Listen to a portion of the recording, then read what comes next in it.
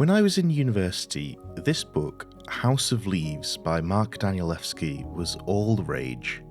A friend told me she'd had nightmares for months after reading it, so obviously I should read it too.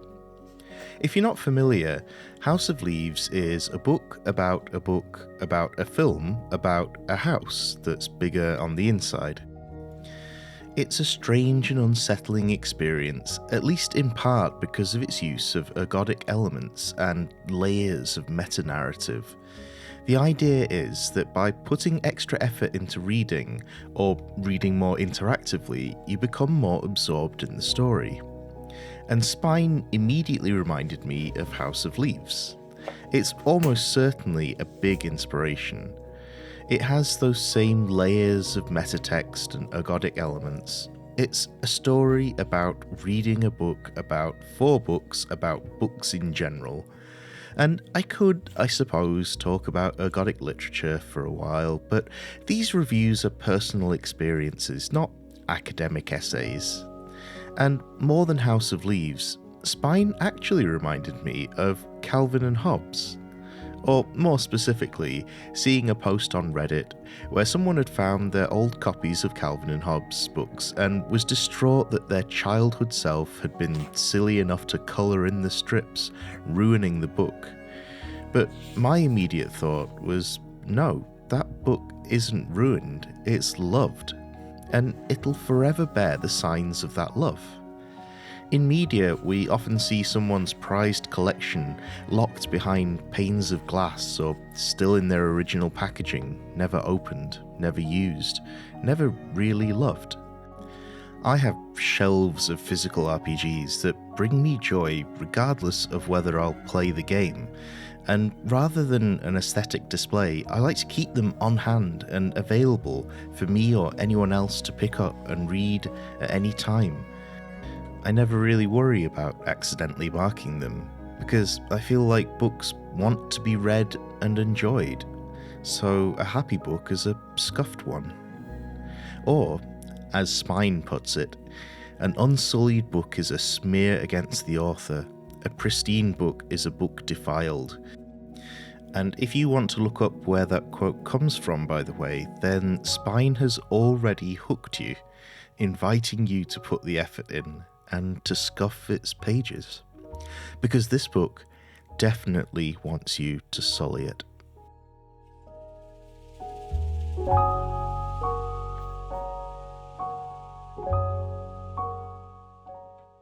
So this is Spine.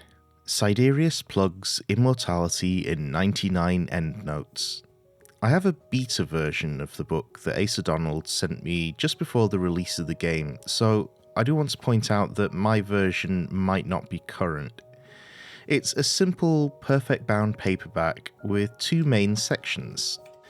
A collection of texts that Siderius Plug has compiled for our perusal, and his endnotes, where the gameplay instructions are. The physical version is not at all expensive, but there's also a pre-formatted print and play version on itch that only takes 37 sheets of paper to print. Throughout the book, you'll also find annotations and marks left by others, because you are not the first person to read your copy. On that note, as I flip back and forth, spoilers might briefly appear on screen. Don't look too closely, or you might be drawn in.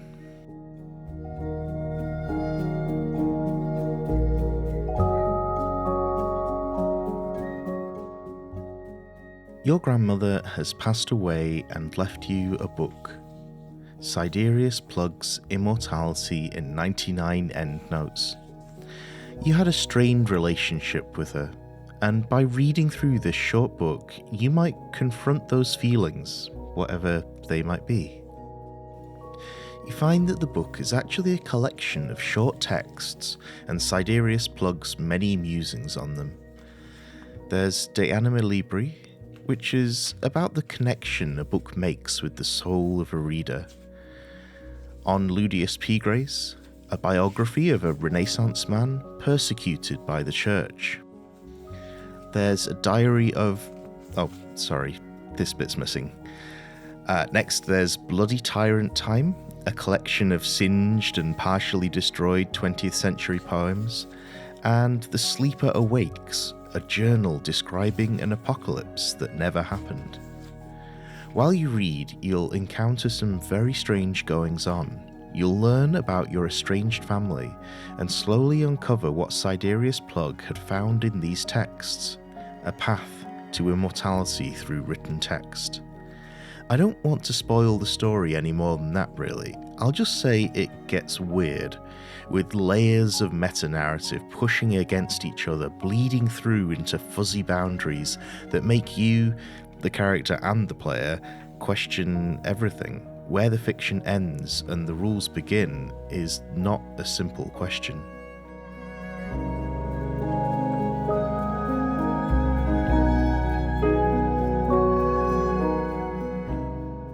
Before we get into how you play this game, I feel like I might need to address something first, which is this book even an RPG? There are no dice, no stats, no tokens or cards involved, very little of what you might traditionally call an RPG. It's much more like a gamebook in that you read through and make decisions that affect your story. I'm not going to dwell on this question too much. I'll just say that there's a big cultural overlap between gamebooks and RPGs that goes right back to the early 70s, so whatever you want to call it, it's very much within our scene. In fact, one distinction you could draw between gamebooks and solo RPGs is the creativity required from the reader, and Spine absolutely requires your creativity to work. You'll be writing, drawing, and solving puzzles all over the pages. With that out of the way, how you play the game is by reading each page in order. For each page, there are a number of footnotes, and each footnote has a prompt. You pick whichever footnote and prompt most interests you and do what it says, often marking the book in some way, writing in the margins, adding your own footnotes, or solving a puzzle, or even damaging the book.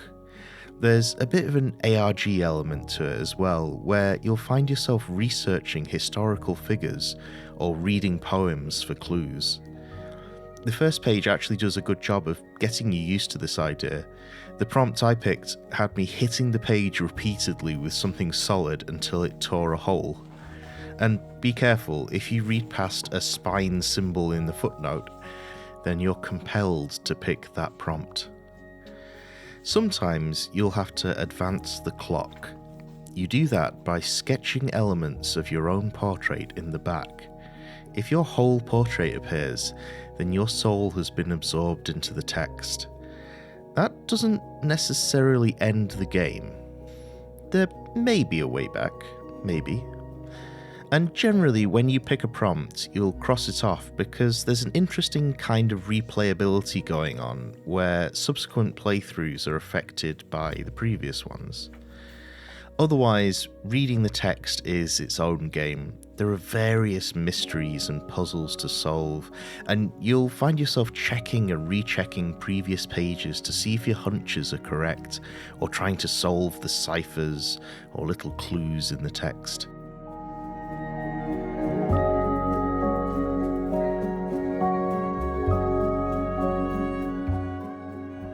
As you work through the book, you'll develop various theories as to what's going on.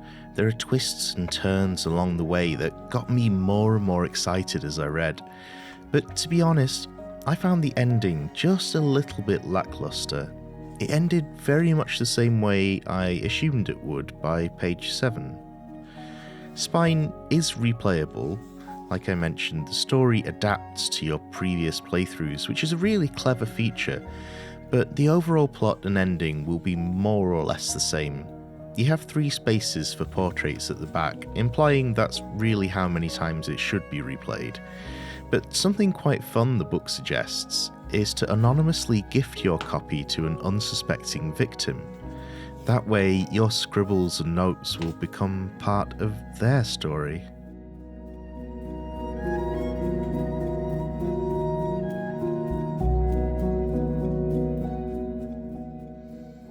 This book caught me at a bad time. and there were themes in the early pages that I really wasn't in the right headspace for. I was ready to abandon the review for something a little lighter, but after a short break, Spine called me back. And strangely, the way it did that was a lot cozier than the subject matter might imply. I happened to leave the book on my coffee table, and in one of those short and quiet moments on the couch, instead of doing a New York Times puzzle, I picked up Spine. In our house there's always a pen and pencil somewhere nearby, and that's all you need really to play this game. A book and a pencil. I found it so easy to pick up and complete a page before going back to whatever it was I was doing before. And then I'd pick it up again, but this time I'd spend a couple of hours and work through a chapter. I've seen pictures of people with pages from the book strewn over the living room floor as they try to piece together some of the mysteries, and that, I think, is the simple joy of Spine. It's a highly engaging and interactive story, one that uses some artsy, critic-pleasing techniques to immerse you in the narrative. It'll make you feel smart. You'll feel ever so clever for understanding the Shakespeare references, or for breaking those Renaissance-style ciphers, or for remembering stories about the strange world of 16th century European mathematicians. I want to acknowledge those clever techniques, the authentic feeling writing and the depth of the narrative without getting too pretentious about it. And I also appreciate that strange kind of replayability. But the big selling point for me wasn't that intellectualism, it was the fact I could play it while lying on the sofa when I didn't really have the mental energy for my usual games. You might notice my portrait is more or less complete. And maybe by the time you see this, I'll have been absorbed into the pages, replaced by something else. But in the meantime, I'll keep Spine on my coffee table, playing it page by page in those quiet moments. And when I'm finished with it, maybe I'll do what the book suggests and find an unsuspecting victim to gift it to. Or maybe I'll keep it, because part of the beauty of Spine is what you end up with. A happy book. A thoroughly scuffed and sullied one that's uniquely yours.